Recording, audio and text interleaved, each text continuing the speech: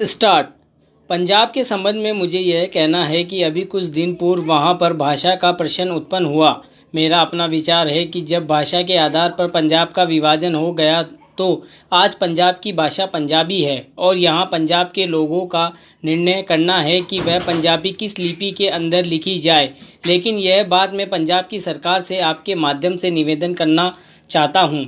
आज जब पंजाब के अंदर 45% लोग इस प्रकार के हैं जो यह कहते हैं कि हमारी अपनी मातृभाषा हिंदी है, तो पंजाब की सरकार को अल्पसंख्यकों की भाषा को संरक्षण देने के नाम पर दूसरी भाषा के रूप में हिंदी को मानने में कोई प्रकार की कोई आपत्ति नहीं होनी चाहिए।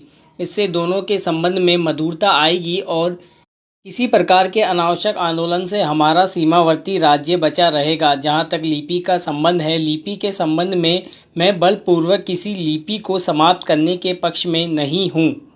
मेरा विचार रहा है कि देश में अपनी लिपियों को सुरक्षित रखते हुए अगर प्रादेशिक भाषाएं किसी एक सामान्य लिपि को वैकल्पिक लिपि के रूप में स्वीकार कर ले तो देश की अनेक भाषाओं को निकट आने में बहुत बड़ी सहायता मिल सकेगी। अगर पंजाब के लोग इसी आधार पर विचार करें तो मैं समझता हूं कि यह पंजाबी भाषा के हित में है और देश के हित में होगा। पैरा।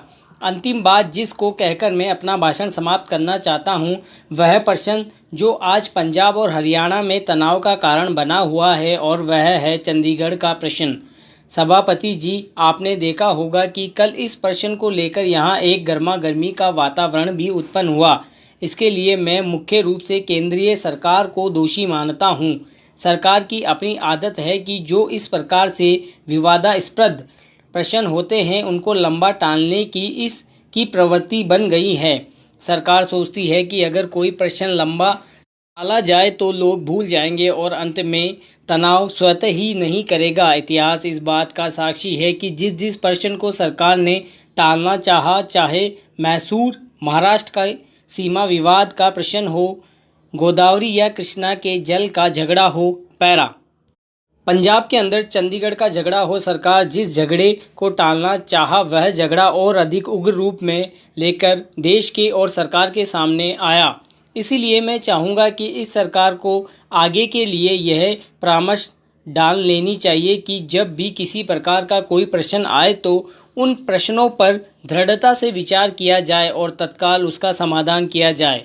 वर्षों तक उनको टालने की कोशिश ना करें। मैं आपसे निवेदन कर रहा हूं कि जो राष्ट्रीयकरण के समर्थन में है वह राष्ट्रीयकरण को साध्य नहीं मानते हैं। प्रधानमंत्री ने स्वयं स्वीकार किया है कि अनेक देशों में बैंक सरकार के हाथ में है, लेकिन बैंक सरकार